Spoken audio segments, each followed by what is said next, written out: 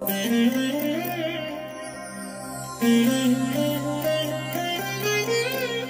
దినం పరము నుండి దిగివచ్చు మాట. ఇది నీ జీవితానికి వెలుగుల బాట. నీ ఒడిలో ఉంచబడిన దీవెనల మూట, అద్భుతాల ఆనంద ఊట. ఆగస్టు 1 సంవత్సరమంతా మీరు బైబిల్ చదివి ముగించడానికి ఈరోజు మీరు చదవలసిన లేఖన భాగం ఉదయం 57, 58, 59 కీర్తనలు, సాయంత్రం రోమీలకు రాసిన పత్రిక 4వ అధ్యాయము. ప్రభునందు నాకు అత్యంత ప్రియమైన దేవుని బిడ్డలారా, ఈ ఉదయకాల సమయంలో దేవుని కృప మీకు తోడై ఉండునుగాక. ప్రియ దేవుని బిడ్డలారా, ఎలా ఉన్నారు? బాగున్నారు కాదు? ఈ దినం మనం ఒక క్రొత్త మాసంలోకి అడుగు పెట్టాం.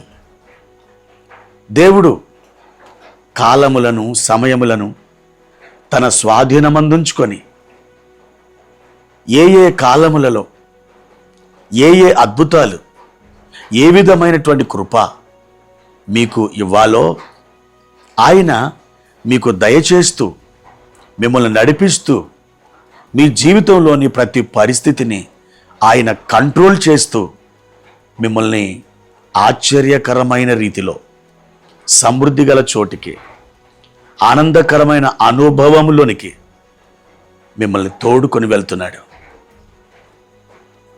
ఇశ్రాయేలు సమాజాన్ని ఆనాడు మోషే అరణ్యము గుండా, మోయాబు అరణ్యంలోని ఆ మైదానాల వరకు, అనగా కనాను దేశం యొక్క ఆ సరిహద్దుల వరకు ఎలా తోడుకొని వెళ్ళాడో, ఆ తర్వాత యెహోషువ దేవుని యొక్క ఆజ్ఞను బట్టి కనాను దేశానికి వారిని ఏ విధంగా తోడుకొని వెళ్ళాడో, దేవుడు మిమ్మల్ని ఆశ్చర్యకరమైన త్రోవలో తోడుకొని వెళ్తున్నాడు. మీరు ఆయన ఆధీనంలో ఉన్నారు. మీరు ఆయన పిల్లలు కాబట్టి మీరు నిరీక్షణ, ధైర్యం, విశ్వాసం, ప్రార్థన, ఓపిక కలిగి మీరుండండి. అంతా మంచి జరుగుతుంది. మేలుతో నింపబడతారు. ఈ ఉదయకాలం ప్రభు ఇచ్చిన లేఖన భాగాన్ని చదువుకుందాం. 21వ కీర్తన 3వ వచనం. శ్రేయస్కరమైన ఆశీర్వాదములతో నీవు అతనిని ఎదుర్కొనుచున్నావు. ఎవరిని ఎదుర్కొనుచున్నాడు దేవుడు? అతనిని. ఎవరా అతడు? ఈ మాటలు వింటున్న నీవే. దేవుడు నిన్ను ఎదుర్కొంటున్నాడు. ఒట్టి చేతులతోనా? కాదు. శ్రేష్టమైన ఆశీర్వాదాలతో ఆయన నిన్ను ఎదుర్కొంటున్నాడు. ప్రియ దేవుని బిడ్డ, ఈ ఆగస్టు నెలలో మొదటి దినమున ప్రభు తన విశేషమైన కృపచేత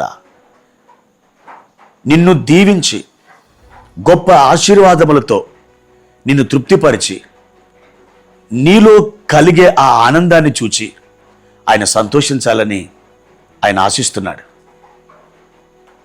ఒక గొప్ప వాగ్దానముతో ఈ మాసం దేవుడు నిన్ను ఎదుర్కొంటున్నాడు. దేని కొరకైతే ఇంతకాలం నీవు ఎదురు చూసావో, ఏది ఇక జరగదు అని అనుకుంటున్నావో, ఇక నా పని అయిపోయింది బాబు, ఎదురు చూచి నేను కృంగిపోయాను, నాలో ఇక ఏమీ జరగదు అని నువ్వు ఆపోతున్నావు కదా. అయితే దేవుడి దినమున నీతో మాట్లాడుతున్న వాగ్దానం విను. శ్రేయస్కరమైన ఆశీర్వాదములతో నా బిడ్డ, నేను నిన్ను ఎదుర్కొనుచున్నాను. అవును, దేవుడు నీకు ఎదురొస్తున్నాడు. ఆశీర్వాదాలు పట్టుకొని నిన్ను తృప్తిపరచడానికి, నీకు జయమునివ్వడానికి, నీవు గంతులు వేయడానికి, నీవు నాట్యమాడడానికి ప్రభువారు ఒక పరవశించే హృదయాన్ని నీవు కలిగి ఉండి ఆయన తన దీవెనలతో నేను తృప్తిపరచడానికి ఇష్టపడుతున్నాడు. ప్రియ దేవుని బిడ్డ, ఈ మాటను నమ్మినట్లయితే ఈ దినం ప్రభు సన్నిధిలో మోకాలు వేసి 2 చేతులు పైకెత్తి ప్రభుని కొన్ని నిమిషాల పాటు స్తుతించు. దేవుడు ఘనమైన కార్యాలు నీకు చేయడం నువ్వు చూస్తావు. నిన్ను ఆయన ఎంత మాత్రమును వదిలివేయడు. మీ హృదయమును కలవరపడనియొద్దు అని నీతో చెప్తున్నాడు.